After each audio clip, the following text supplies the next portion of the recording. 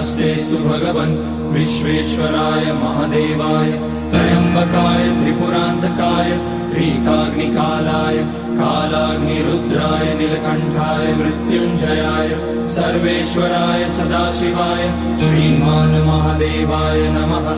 ॐ नमः शम्भवाय च मयोभवाय च नमः शङ्कराय च मयस्कराय च नमः शिवाय च शिवतराय च। ॐ त्र्यम्बकं यजामहे सुगन्धिं पुष्टिवर्धनम् उर्वारुकमिव बन्धनान् मृत्योर्मुक्ष्यमामृतात्।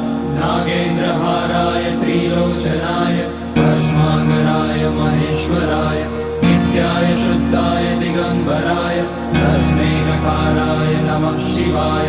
मन्दाकिनी सलिलचन्दन चर्चिताय नन्दीश्वर प्रमथनाथ महेश